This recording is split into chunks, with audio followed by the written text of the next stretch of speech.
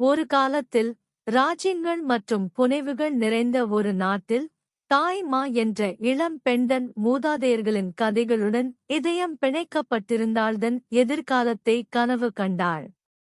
அவள் ஒரு சாதாரண பெண்ணாக இருக்க வேண்டும் என்று ஏங்கினாள். சக்தி மற்றும் மர்மத்துடன் எதிரொலிக்கும் ஒரு பெயரை அவள் விரும்பினாள்.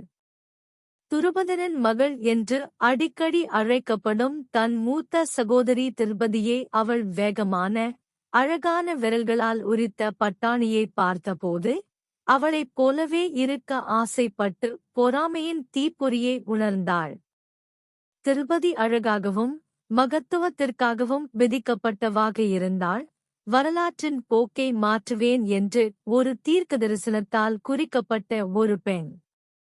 தாய் மாவால் அவளும் தன்னிச்சையாக ஹீரோயினாக வர முடியுமா என்று யோசிக்காமல் இருக்க முடியவில்லை. மன்னன் துருபத் தன் குழந்தைகளை நேசித்த ஒரு தந்தை தனது தனித்துவமான கடுமையான வழியில் இருந்தாலும் ஒரு இளவரசி விரும்பும் அனைத்தையும் திருப்பதிக்கு வழங்கினார். ஆனாலும் தாய் மா தன் இதயத்தில் ஒரு வலியை சுமந்தாளவரிடம் இருந்து அவள் உணர்ந்த ஆரம்ப நிராகரிப்பினால் உருவான ஒரு தீர்க்கப்படாத வலி.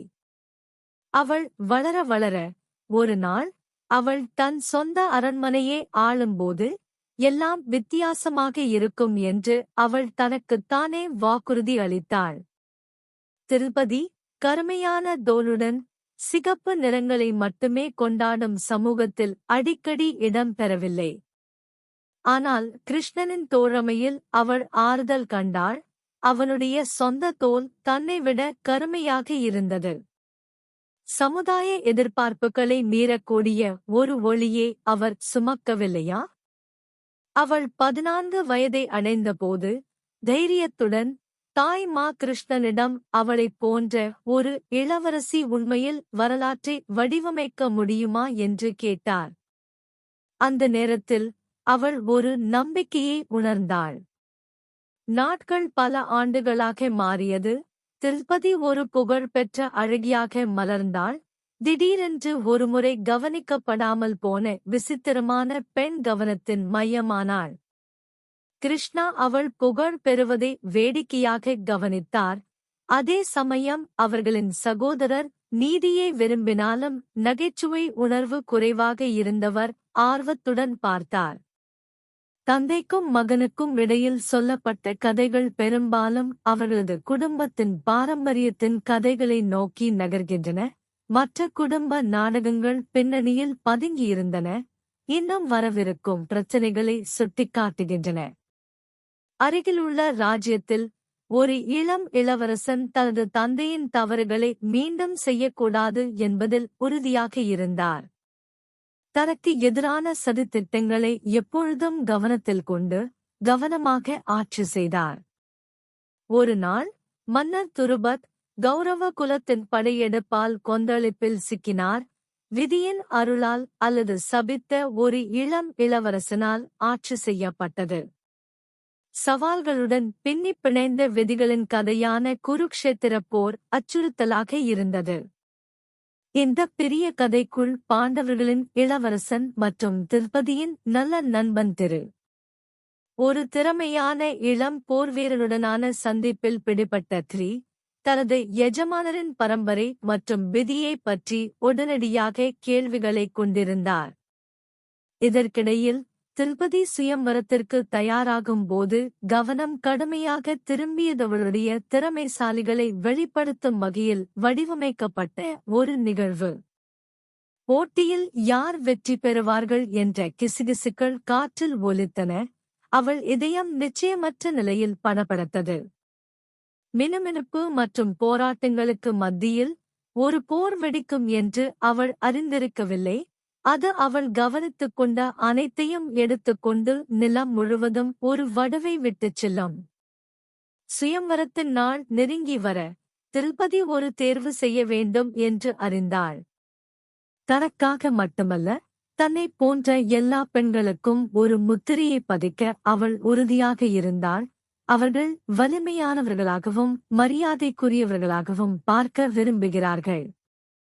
திரௌபதியின் கைக்காக போட்டியாளர்கள் போட்டியிடும் நேரம் வந்ததால் பாண்டுவின் மகன்களைந்து பாண்டவர்கள் அவர்களுடைய உறவினர் கர்ணன் உடன் இருந்தனர். திரௌபதி ஒவ்வொரு போட்டியாளரின் பார்வையையும் சந்தித்தார், அவர்களின் திறனை அளவிடுகிறார், அவர்களின் துணிச்சலை மதிப்பீடு செய்தார். இளவரசர்களின் முயற்சிகள் பாராட்டுக்குரியவே, ஆனால் ஒருவர் மட்டுமே வெற்றி பெறுவார். எக்கு மற்றும் வலிமையின் பளபளப்புக்கு இடையே நடந்த ஒரு சோகத்தை நெருங்கிச் செல்லும் ஒவ்வொரு பதற்றம் நிறைந்த தருணத்திலும் உணர்ச்சிகள் அதிகமாக இருப்பதை அவர்கள் உணர்ந்தபோது நிகழ்வு குழப்பமாக மாறியது. மறுக்க முடியாமல் அவர்களின் அந்தஸ்தை உயர்த்தும் முயற்சி கௌரவர்களின் சதி எகத்கத்தின் அவமானத்திற்கு இட்டுச் சென்றது. இதுவரை கண்டிராத அவமானத்தில் திரௌபதியை சுற்றி வளைக்கும் நிகழ்வு. துரியோதனனின் ஆட்கள் அவளது மானத்தையும் கொள்ளையடிக்க முயன்றபோது அவள் கோபத்தில் ஒடுங்கி நின்றாள். அவள் விரக்தியில் அவளுடைய எண்ணங்கள் கிருஷ்ணனை நோக்கி பறந்தன. அவள் எப்போதும் வாக்குறுதியளித்தபடி அவளுக்கு உதவிக்கு வருவாள் என்று அவள் நம்பினாள். பழிவாங்கும் மணலை தீர்த்தபோது அவளின் இதயத்தில் இருந்த உறுதியான விருப்பம்தான் எஞ்சியிருந்தது. அவள் நீதிக்காக ஏங்கினாளந்த ஏக்கம் அவளது ஆசைகளுக்கு எரியூட்டும் நரகமாக மாறியது. திரௌபதி தன் இதயத்தை உறுதியுடன் கவசமாக்கிக் கொண்டதால் அவள் ஒரு இளவரசியிலிருந்து இதயத்தில் ஒரு போராளியாக மாறினாள்.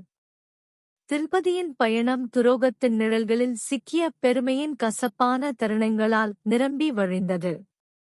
போரின் போது அவரது கணவர்கள் வெற்றிக்காக வீரத்துடன் போராடிய போது அவர் தனது குரலை பயன்படுத்த கற்றுக்கொண்டார். அவள் நீதிமன்றங்களில் லேசான மற்றும் கனமான விவாதங்களில் தன்னை கேட்கச் செய்தாள். மேலும் இதய வலி மற்றும் ஏமாற்றத்தால் சுமையாக இருந்தாலும் அவள் இன்னும் உயர முடியும் என்பதை உணர்ந்தாள். அவள் மற்றவர்களுக்கு பலமாக இருக்க முடியும். ஆனாலும் அவளுடைய வாழ்க்கையின் நிலப்பரப்பு கொந்தளிப்பாக இருந்தது. போரில் ஒவ்வொரு வெற்றியின் போதும் அவள் துக்கத்தை எதிர்கொண்டாள். ஒவ்வொரு மகிழ்ச்சியிலும் இதயத்தை உலுக்கும் இழப்பு வந்தது. போர்க்களங்கள் வீழ்ந்தவர்களின் அழுகையால் நிரம்பியிருந்தன. வெற்றி அதன் பின் சுவையில் கசப்பானது புதிய சங்கடங்களை நோக்கி வழிவகுத்தது. கூட்டாளிகளும் எதிரிகளும் ஒரே மாதிரியாக வீழ்ச்சியடைவதை அவள் பார்த்தபோது அவள் விதியின் பாரத்தை முன்னெப்போதையும் விட கனமாக உணர்ந்தாள். போரின் முடிவில் திரௌபதி தனது நச்சுப் பரிசை பற்றி அறிந்து கொண்டாள். அவள் ஒருவரையல்ல 5 பேரையே திருமணம் செய்து கொள்வாளவளுடைய விதியே அவளது காதல்களுக்கு மட்டுமல்ல, அவளுடைய இதயத்திற்கு எதிராக இறுகப் பிணைக்கப்பட்ட பொறாமை மற்றும் அதிகாரச் சுழற்சிக்கும் கட்டுப்பட்டது. ஒரு சமாதானம் செய்பவராக மாற வேண்டும் என்ற அவளது கனவுகள் தன் கணவன்மார்களின் கடமையை தொடரும் என்ற அறிவால் நிழலிடப்பட்டது. அவளுடைய இணைப்புகளின் கனத்தை அவள் யோசிக்கும்போது விரும்பத்தகாத உண்மைகளின் உணர்ச்சிகள் அவளுக்குள் வெளிப்படும். அவளுடைய காதலியான அர்ஜுன் எதிர்பார்த்ததை விட அவரது பயணம் கடினமாக இருந்தது. அவர்களின் வாழ்வில் தவிர்க்க முடியாமல் ஊடுருவிய இருளுக்கு அவள் எப்படி ஒளியை கொண்டு வர முடியும்? அலைந்து திரிதல் விரைவில் அவள் இதயத்தை நிரப்பியது. அவள் தனிமைக்காக ஏங்கினாள். பந்தல் அரண்மனை பலமாக நின்றது, ஆனால் கனமாக இருந்தது. ராயல்டியின் பொறிகள் அகற்றப்பட்ட ஒரு கணத்தில் அவள் சுயகண்டுபிடிப்புக்கான பயணத்தை தொடங்கினாளது. அடிக்கடி அவளது கண்ணீரை நிலத்தை நனைத்துவிட்டு அவளுடைய எண்ணங்கள் காற்றில் கிசுகிசுக்கின்றன. அதிலிருந்து அவள் தீண்டப்படாமல் வெளிப்படுவாளோ அல்லது அவள் இதயம் என்றென்றும் உடைந்துவிடுமா? இவ்வாறு வலிமிகுந்த சோதனைகள் மற்றும் இன்னல்கள் மூலம் திரௌபதி பரிணாம வளர்ச்சியடைந்து ஆசை மற்றும் இழப்பால் உருமாறி புதிய நிகழ்ச்சியுடன் அவளைச் சுற்றி மென்மையாக மின்னும். துருபதனின் மகள் மட்டுமல்ல, சமூகத்தின் கட்டுப்பாடுகளின் கட்டமைப்பை பார்த்து வலிமையான மற்றும் அசைக்க முடியாத ஒரு அங்கீகரிக்கப்பட்ட உருவம். அவளுடைய பெயர் அவளுடைய பிறப்பை மட்டுமல்ல, அவளது பயணத்தின் கடுமையான எதிரொலியையும் பிரதிபலித்ததவளுடைய ஆசைகளால் வடிவமைக்கப்பட்ட ஒரு மெல்லிசை, சகித்துக் கொள்வது மட்டுமல்ல, அவளுடன் நடந்தவர்களின் விதியை மாற்றியமைக்கிறது. சோகம் அவளது பேரின்ப தருணங்களைத் தொடரும், ஆனாலும் கிருஷ்ணரின் வழிகாட்டுதலாலும் அவளது அடங்காத மனப்பான்மையாலும் தில்பதி வெறுமனே தப்பிப்பிழைக்காமல் செழித்து, இன்னும் சொல்லப்படாத நித்தியத்தில் எதிரொலிக்க வேண்டிய பாடங்களை உருவாக்கும். ஆண்டுகள் குளிர்ச்சியாக மாறியதும் நீதிமன்ற பெண்கள் தங்கள் அடங்காத ராணியை பற்றிய கதைகளை நெய்வார்கள். சவால்களின் நறுமணம் வீசும் உலகில் தனது நிலைப்பாட்டை நிலைநிறுத்திய ஒரு பெண், மற்றவர்களைப் போலல்லாமல் அவர்களுக்காக பேசியவர் என்று எப்போதும் நினைவுகூரப்படுவார். முடியாது. தோல்வியடைந்த அல்லது வென்ற ஒவ்வொரு போரிலும், அடிவானத்தை நோக்கி அமைக்கப்பட்ட ஒவ்வொரு பார்வையிலும் தில்பதியின் கனவு புதிதாகத் தொடங்கியது. அவள் தனது சொந்த மரபு, சக்தி மற்றும் உள்ளுணர்வு கொண்ட பெண்ணாக மாறுவாள். அவளுடைய ராஜ்யத்தின் மீது போடப்பட்ட நிழல்களை ஒளிரச் செய்தாள். அவள் பயணம் வெகு தொலைவில் இருந்தது. விதி அவளை அறியாதவற்றிற்குள் ஆழமாக அழைத்ததால் தில்பதி தயாராக நின்றாள். அவளுடைய இருப்பைச் சுற்றியுள்ள குழப்பங்களுக்கு மத்தியிலும் ஒரு புதிய பாதையை செதுக்க அவள் இதயம் தயாராக இருந்தது. அவள் மரண வரம்புகளைத் தாண்டி தங்கள் விதிகளை உருவாக்க வருபவர்களுக்கு ஒரு கலங்கரை விளக்கமாக மாறுவாள். எப்போதும் சண்டையிடுவாள், எப்போதும் அன்பானவள், எப்போதும் ஒரு ராணி. இவ்வாறு காலங்காலமாக ஒரு கதை விரிவடைந்தது. விதியின் இழைகள், பின்னடைவு மற்றும் பாடுபடும் இதயம் ஆகியவற்றால் பிணைக்கப்பட்டது. காலத்தின் மூலம் எதிரொலிக்கிறது. கனவு காணத் துணிந்த ஒவ்வொரு ஆன்மாவின் ஒரு பகுதியாகும்.